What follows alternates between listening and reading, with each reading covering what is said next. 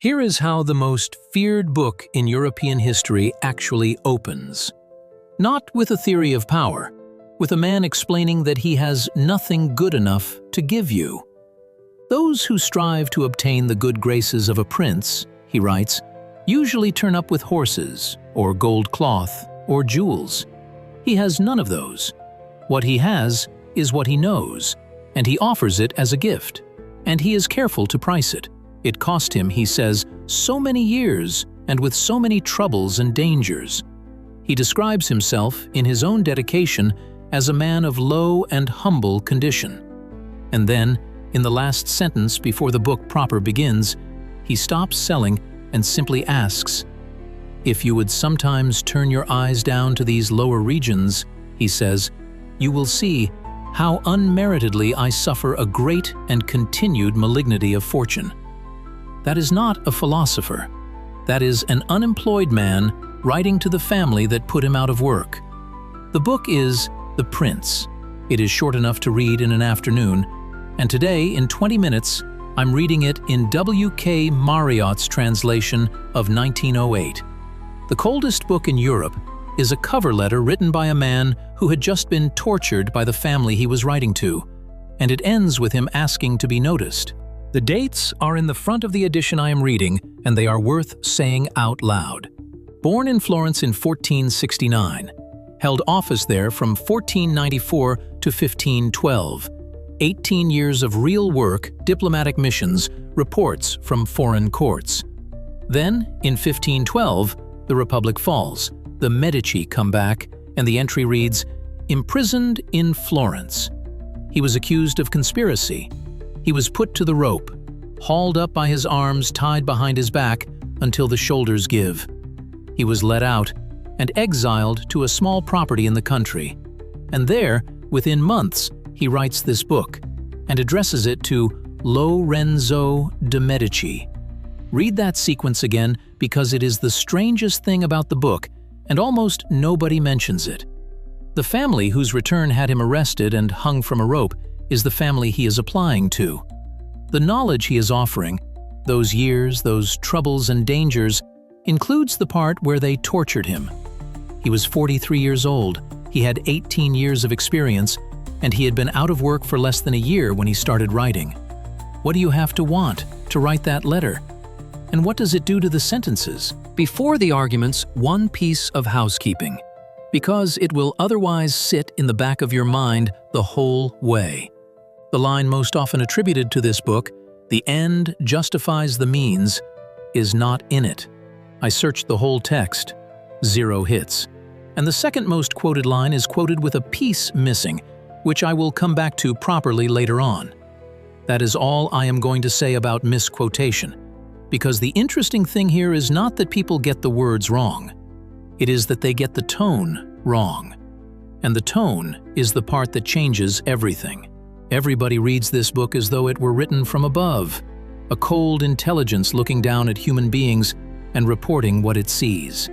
It was written from below, by somebody who needed something. And I want to be careful here because this is not the usual move. The usual move is to say Machiavelli was misunderstood, that he was really a Republican, that the book is satire or a warning. I am not saying any of that. I think he meant it.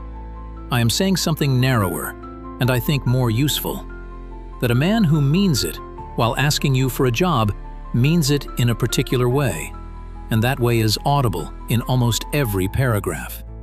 And once you hear it in that register, the famous passages stop sounding like observations and start sounding like what they are: demonstrations.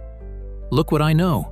Look what I am willing to say out loud that other advisors would not. Look how useful I could be to you. And he tells you in the dedication that this is deliberate. He says he has not decorated the work with swelling words or rounded periods because he wants either no credit at all for style or else for the weight of the subject to carry it. That is a man who has thought carefully about how the document will read. Does anyone write that sentence unless they are being assessed? So let me give you the passage that the old version of this episode skipped entirely, which I think is the single strongest thing in the book. A duke takes over a lawless province. He needs it pacified. and pacifying it will require doing things that make the person who does them hated. So he appoints a governor, a swift and cruel man to whom he gave the fullest power. The man does the job, order is restored, and now the Duke has a province that works and a population that hates the government. So he solves the second problem with the first one. One morning the governor is executed and left on the piazza at Cesena with the block and a bloody knife at his side. Not hanged quietly, laid out in the town square with the tools next to him, arranged so that anybody crossing the square would understand exactly what had been done and why. And Machiavelli's verdict on it is one sentence, and it is the most chilling sentence in the book because of how satisfied it sounds. The barbarity of this spectacle caused the people to be at once satisfied and dismayed. Satisfied and dismayed. He is admiring the engineering. Two emotions delivered simultaneously to a whole population by one body and two props. And notice what the Duke is actually solving. He does not have a crime problem anymore. The cruel governor fixed that. He has a reputation problem, which is a different thing, and the body is the fix for the reputation. Machiavelli says so directly. The Duke wanted to show that if any cruelty had been practiced, it had not started with him, but in the natural sternness of the minister. So the governor was hired to be hated and then killed for being hated. That is the passage. That is what the old version of this episode left out in favor of a fox and a lion, now the famous one, with the missing piece put back. Everyone knows, he said, it is better to be feared than loved. What he actually writes is, it is much safer to be feared than loved. Safer, not better. And it comes with a condition attached about which one you must give up if you cannot have both. But here is the part that gets cut, and it is the beginning of the same chapter. I say that every prince ought to desire to be considered clement and not cruel. He wants the prince to be loved.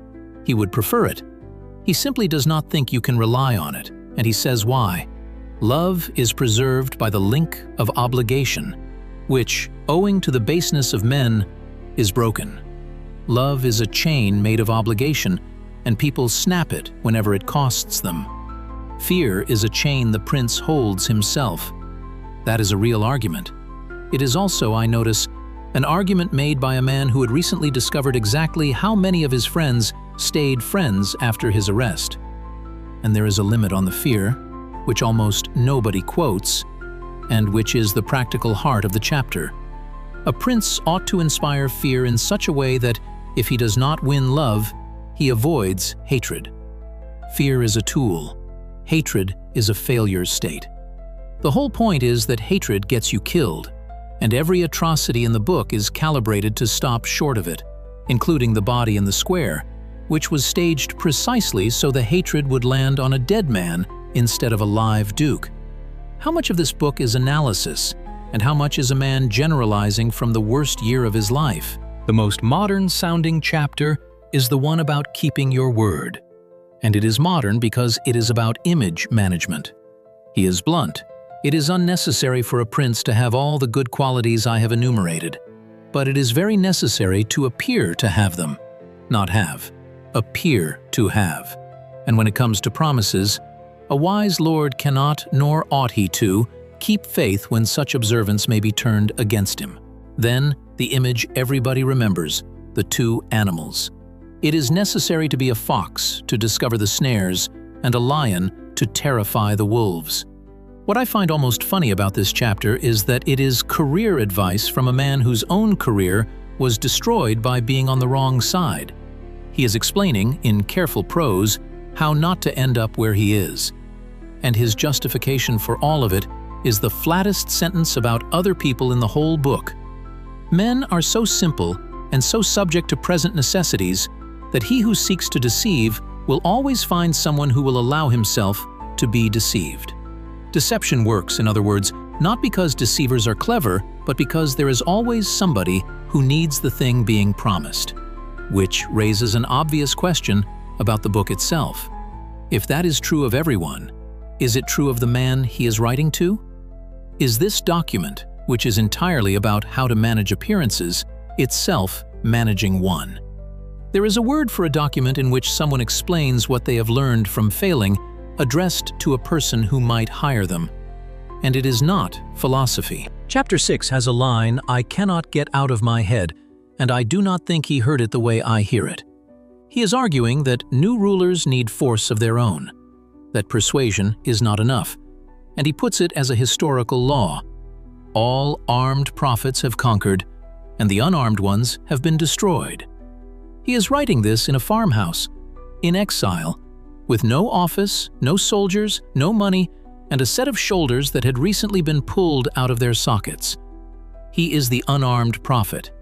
He is describing his own defeat as a general rule, and then handing the rule to somebody with an army. I do not think that is self-pity. I think it is something stranger and more useful. He has taken the thing that destroyed him and turned it into a piece of knowledge worth paying for. That is what the whole book is doing. The 18 years of service, the arrest, the rope, the exile, all of it gets converted in these pages into inventory. There is a companion line in the same chapter, and it is the one sentence in this book that gets quoted approvingly by people who have never read the rest of it. There is nothing more difficult to take in hand, more perilous to conduct, or more uncertain in its success than to take the lead in the introduction of a new order of things. It gets used as encouragement. Innovation is hard, be brave. In context, it is a warning about how reformers get killed, written by one. What would you sell if the only thing you had left to sell was what happened to you? Two pieces of advice that belong together, and both of them are about timing. The first, the injury that is to be done to a man ought to be of such a kind that one does not stand in fear of revenge. The second, blunter. Men ought either to be well treated or crushed. The logic is that half measures are the dangerous ones. A man you have injured but left standing is a man who will come back, so either leave him whole or leave him unable. This is the passage that made the word Machiavellian, and I want to be honest that I find it genuinely repellent. Not shocking, which would be a compliment to it, but repellent in the specific way that efficient cruelty is. And yet, look at who is writing it. He was a man they injured and left standing. They took his office, they hurt him, and then they let him go and live in the country. By his own rule, that was the Medici's mistake. And here he is, 4 years later, still writing, still, in his way, coming back. I do not think he saw that. I think he wrote the rule about half measures without once applying it to the half measure that left him alive to write it. Which is worth holding on to, because it is the thing that keeps this book from being the cold machine it is sold as. The author is inside his own material and cannot see all of it. Does anyone about the year that broke them? The last quarter of the book turns to fortune, and this is where I think the mask slips furthest. Early on he says that he who has relied least on fortune is established the strongest, the sober version, in which luck is a risk to be minimized. By chapter 25 it has become, "Fortune is a woman," with all the ugliness that follows in that passage, which I am not going to repeat because it is both offensive and, more to the point, not an argument. But watch the word. Fortune is his own excuse. It is the word he used in the dedication about his own ruin, an unmerited and continued malignity of fortune. So the same force that he tells the prince to master is the force he blames for his own position. When it happens to him, it is undeserved. When it happens to somebody else, it is a variable to be managed.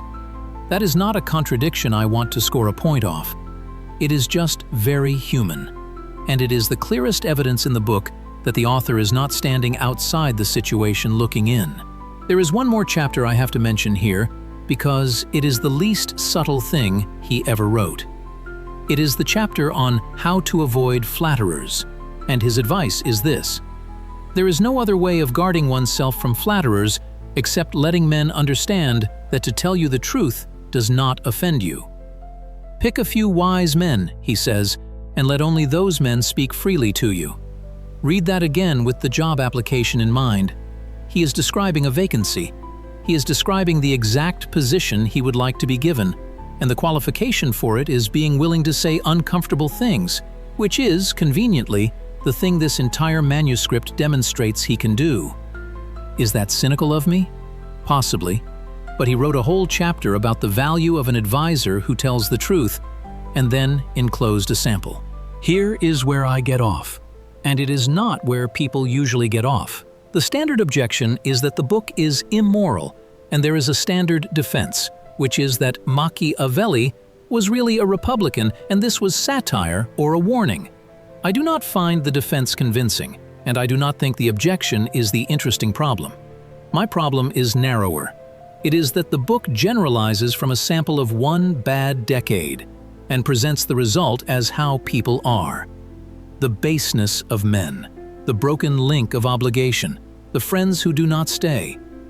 Every one of those is a description of Florence between 1512 and 1513, written by somebody it happened to. He calls it human nature. I think it is the view from the bottom of a very specific hole. And the reason that matters is that this book has spent 500 years being read as data, as the way things really are, once you strip the sentiment off. It is not data, it is testimony. Extremely sharp testimony from an extremely bad year, and testimony is worth reading. It just should not be mistaken for a survey. And I think the confusion is partly his own doing, because of a choice he makes in the dedication. He compares himself to a landscape painter, who stands down in the plain to see the shape of the mountains and climbs the mountain to see the shape of the plain.